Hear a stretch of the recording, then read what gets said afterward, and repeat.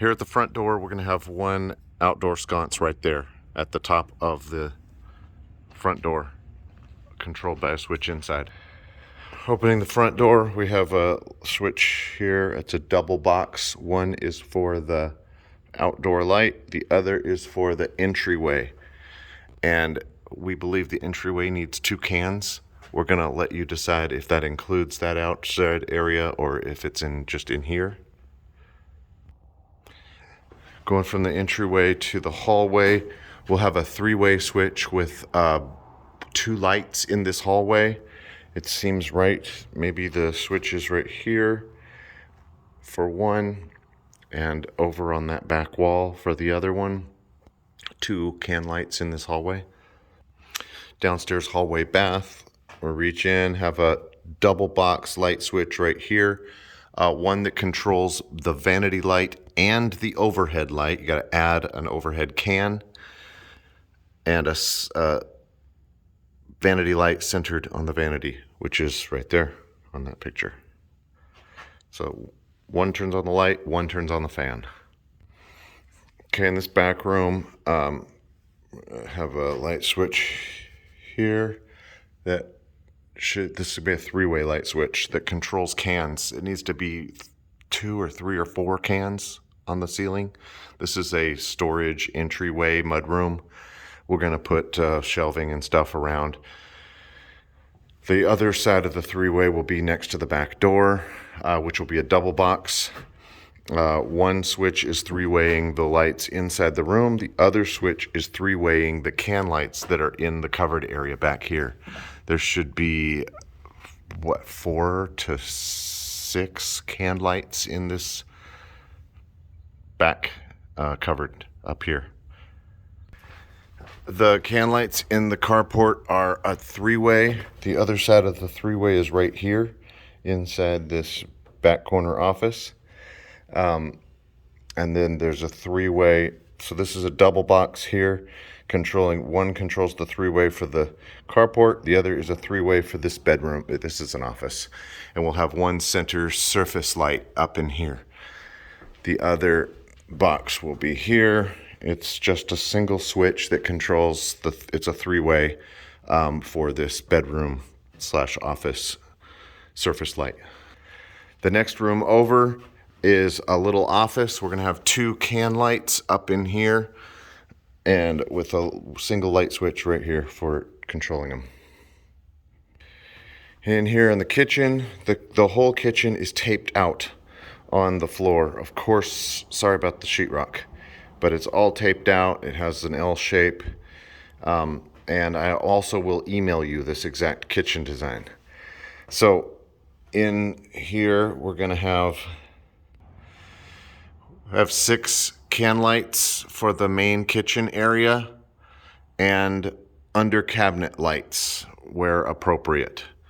And this will be a double box right here. One is for the under cabinet lights and the other is a 3-way switch for the minimum of 6 can lights in this main kitchen area. If you decide it needs more than 6, then you go ahead. Over here at the sink, we'll have another single switch with its own light centered over the sink. Over here in the dining room, we want a chandelier right over here. We'll have to imagine the table right there, centered between that wall and that wall, and centered on the window right there. And this will be a single switch for the chandelier, another switch for the outside porch lights, and a third switch, so we have triple here, for the kitchen cans over here. It's a 3-way and a triple box here. Outside here, we had a single switch here, and then we have 4 cans out here in this covered area. 2 out here, 2 in here. That's waterproof, don't worry. And that's all controlled right there in the triple box. Please make sure there's an outlet where the microwave is going to be in the back of the pantry, and ample outlets. Over here in the playroom in the back, well, door swings out that way. We'll reach over here with the right hand. Have a double box here. One light is for the front half, like these front, maybe two lights up here, can lights, and the other switch is for the back lights, maybe 4 more lights back there. You decide an appropriate mount. This is going to be ping pong. This will be Xbox, movie watching. I have an idea that there will be a TV kind of up here, so maybe an upper outlet and a lower outlet here, and maybe give us also an upper outlet and a lower outlet over here in case the TV goes back over there. Maybe do another upper outlet, lower outlet over here. Give us 3 choices. Oh, you know what? Screw that. Give us 4 choices. Give me another upper outlet here in case we want to put the TV back there. And so it's all can lights controlled on 2 switches, 2 sections of we're thinking back half, front half, or whatever of the sections. Over here into the bathroom, door swings open, reach in. We got one that does the fan, one that does the lights. We're going to have a centered vanity light. There's the vanity, it's on that piece of paper. And an overhead can that come on, so both lights come on one switch, the fan on the other switch. In this bathroom, we're going to have cabinets right here, so make sure that there's an outlet over here somewhere for the vanity over in that, and then also give us an outlet in the wall, 2 outlets in the wall over here. Moving out into the living room from the kitchen, see how this wall is furred out. We need to add a piece of furring strip right here so that you can put a box right here. It's going to have a 3-way switch that controls the 6 cans in the living room right here. This should be dimmable. 6 cans right there. The other side of the 3-way will be over there. It's a double box that one controls the stairs and one controls this room.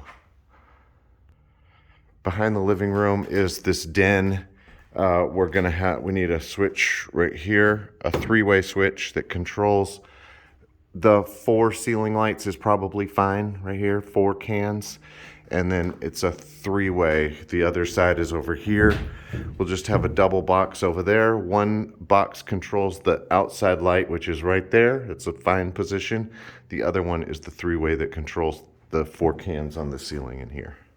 Okay, at the bottom of the stairs, we mentioned there'll be a double box right here. One is a 3-way for the living room. One is a 3-way for the stairs. In the stairs, it's pretty tall. We want 2 lights up there. Just can lights is fine, unless you decide that 3 is more appropriate or whatever. Finishing the path up to the top of the stairs.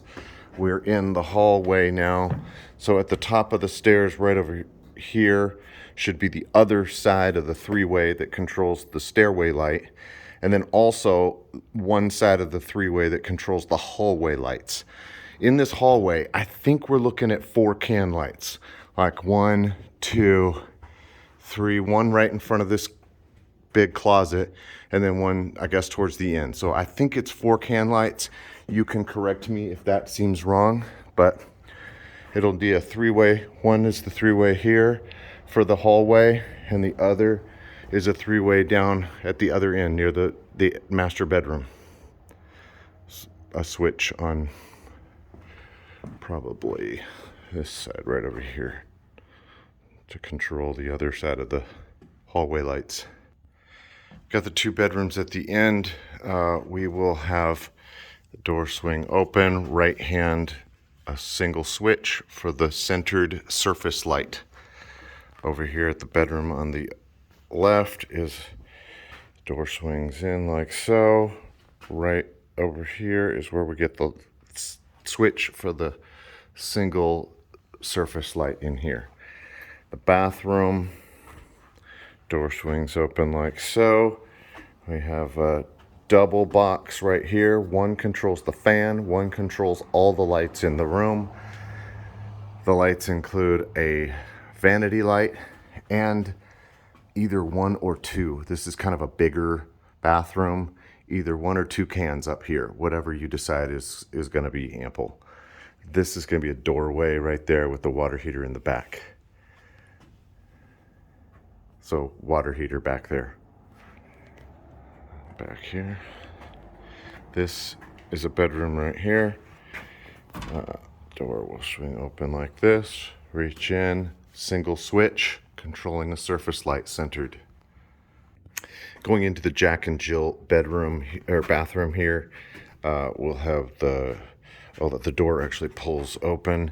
I'm going to go in, reach over here, and there should be a three-way light switch for both. So a double box here. One's the fan, one's all the lights. Now this is a long, I think a 6-foot vanity with 2 sinks. We need to have lights over the vanity, and then we're in all the bathrooms we usually have a vanity light and a ceiling. I don't really know what is correct here. So give us 2 over the sinks, and then give us, or maybe 1 long bar. Dang it, I should know that. Something up here if you feel like it's needed. We have a shower over here. Maybe we put a wet one in the shower. And then on a separate switch, the poop room. That can be inside or outside, I don't care. But it does, we should have a can in the poop room over here. There's that. Moving out of the Jack and Jill bathroom. That door swings in like so. So there's a box right here, a double box. One controls a 3-way for the fan, one's the 3-way for the lights. And then the poop room gets its own single switch with its own light. Actually, screw that. I scratched that. The poop room is on the same as all the other lights. So the can in there comes on at the same time as the vanity and the other lights. That way nobody leaves that light on and leaves the place. Okay.